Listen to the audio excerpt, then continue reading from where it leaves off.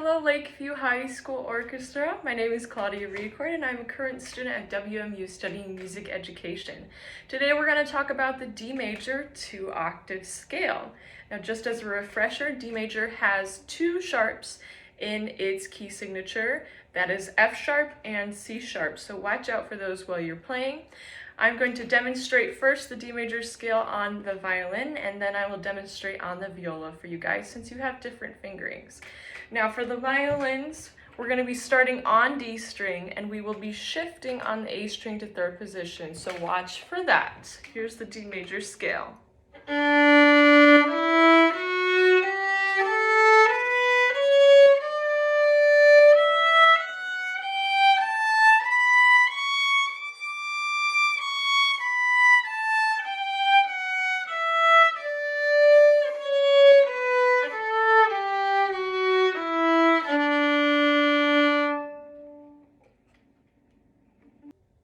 I've switched over to my viola now. For the D major scale violas, we're going to be starting on C string with our first finger, and both on the C string and the G string we have those high threes for the sharp, so watch out for that. Here's the D major scale.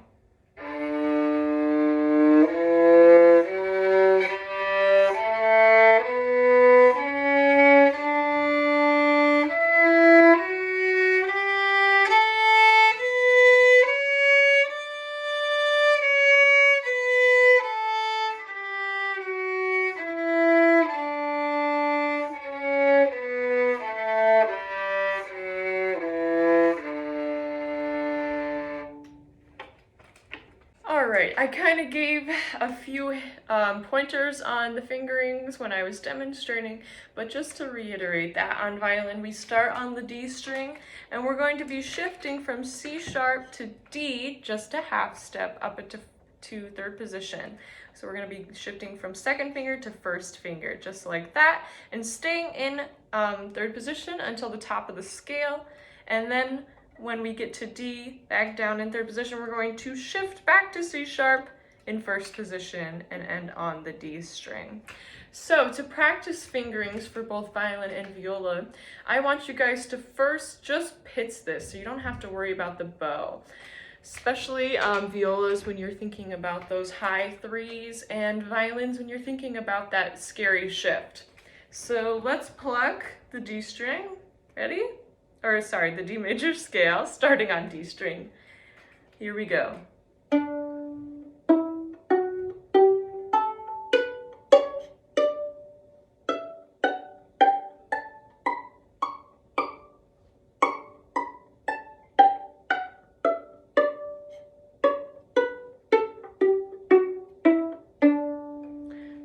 Once you're feeling pretty confident about that, violins, a few ways we can practice that shift is to simply go from C sharp to D over and over again.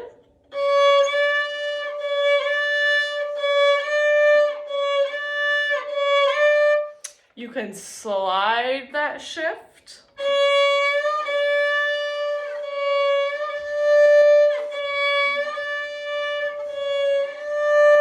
You can practice getting there quickly as you can. Making sure that you're not gripping with that thumb, letting that thumb slide up the neck of the violin. Or another shifting exercise you can do is to actually keep that second finger down while you're shifting and then have that first finger underneath it and play that afterwards. So I'll show you a little demonstration of that. Since we're starting on C sharp, I'm going to shift. Didn't quite make it. Let's try it again. There it is. You can speed that up as well. Now once you get good at it, now you're going to release that second finger while you're shifting so that first finger can slide right into position. So that second finger kind of holds on until the very last second and then plays the first finger. All right, the next thing we're going to do to practice accuracy is we're going to play with the metronome. I'm going to set my metronome to 60 beats per minute. And now we're gonna play the scale again. Ready? 5, 6, 7, 8.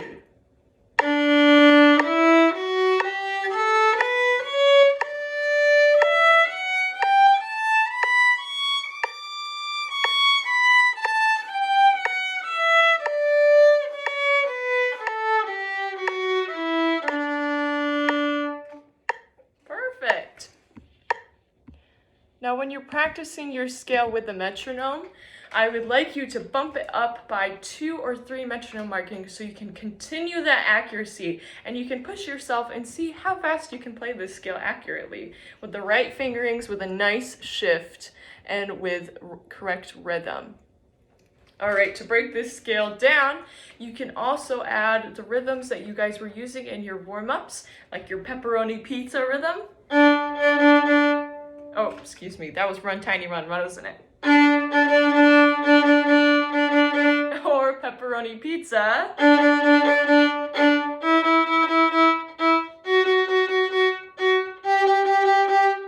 You can go all the way up the scale with using those rhythms.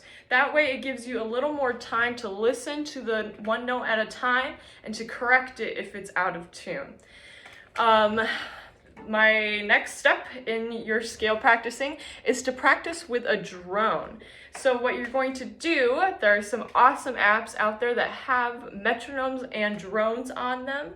All you have to do is select the D note drone. I know you guys used a drone when you were tuning in your class. That's awesome.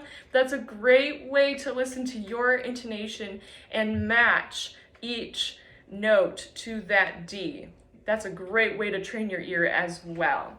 So my last suggestion for you guys when you're practicing your D major scales is to memorize it. You will be amazed at how much you will know, how much your fingers will be able to memorize where each note is on your violin, how your shifting will become better, how your intonation, your ear training, and your rhythm will be better when you memorize that scale. And you'll even impress your teacher when you do it in class. All right? So best of luck to you guys and happy practice.